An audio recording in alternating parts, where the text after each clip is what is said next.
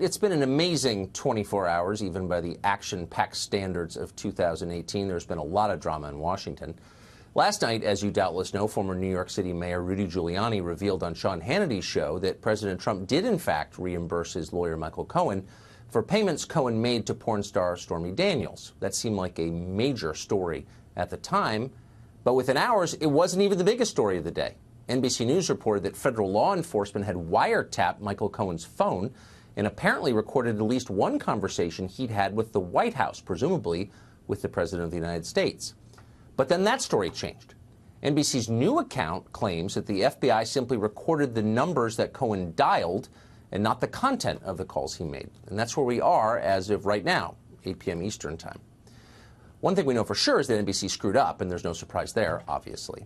But that's pretty much all we can be certain of. If NBC's first story was wrong, why do we assume the second is right? We really don't know what the truth is, and we have no way of knowing. In the absence of honesty from our government, we're totally dependent upon leaks for our news, and many of those are dishonest.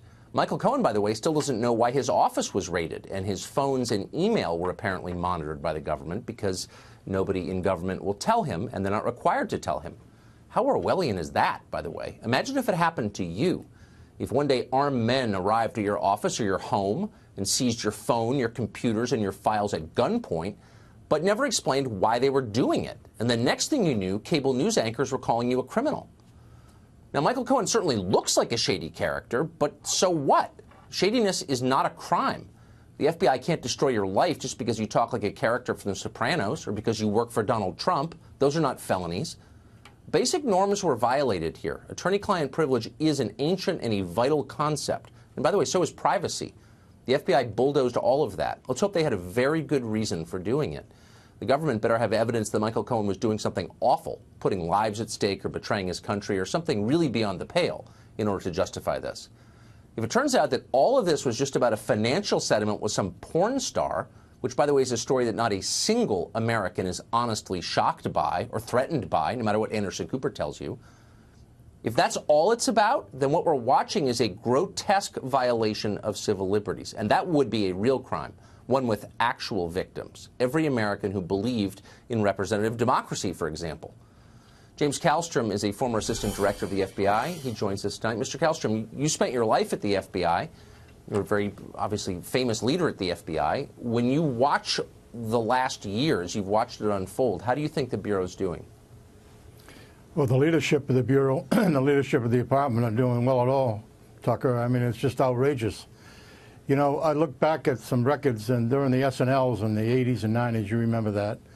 You know, yes. Literally thousands of SNLs that went belly up, and a lot of corruption, a lot of criminality.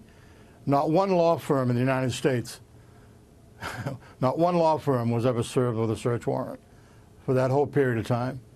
And yet this little 4-person or 5-person law firm that just happens to be the law firm of the President of the United States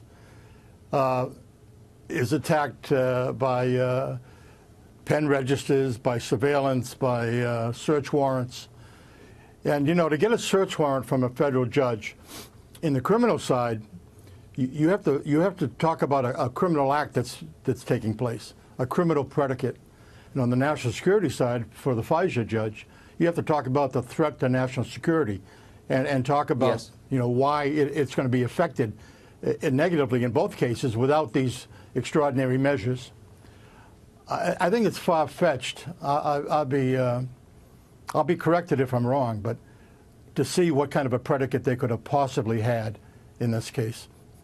Well, so if it turns out that this really is all about a payment to a porn star, and I hate to say it, but let's be honest, it's just not a surprising story. Nobody voting in 2016 is going to be surprised by this.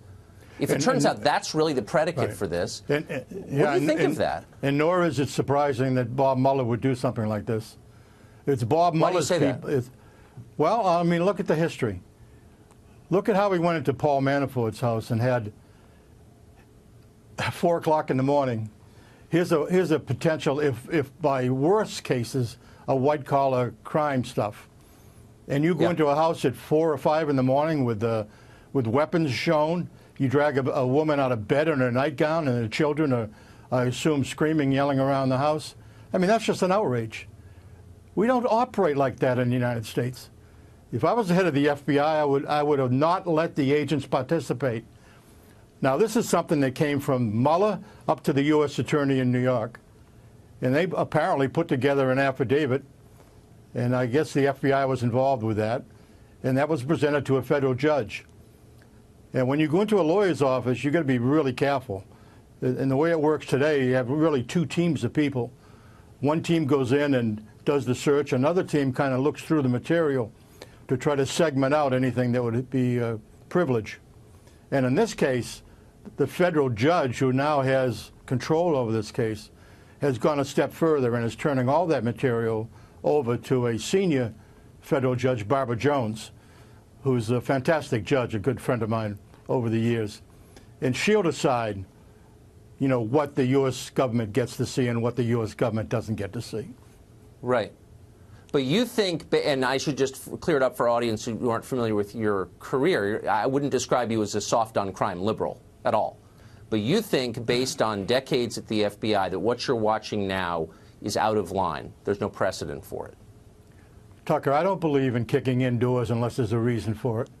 And I don't believe for having outrageous search warrants, you know, unless there's a real bona fide reason. Is there a criminal predicate for this? I'd be surprised if there was. If it is, it's probably some concoction from some, you know, stupid intelligence contact. Or is it a national security predicate? I find that would be preposterous. You know, I just think these people are out of control.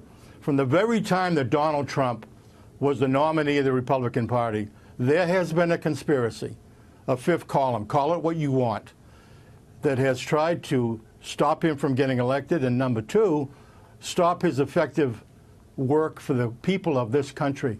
And look at the magnificent job he's done in the economic front, in the foreign relations front, in a year and a half. In my view, more than the last three presidents combined. I'm awestruck that you're saying this, because you're not a cable news talking head, and any of our viewers who are not familiar with your career ought to go to Google and look it up. You speak with authority on this subject, and so I'm shocked by what you said and saddened, but I believe you because you are believable on this subject. Mr. Kallstrom, thank you for joining us tonight.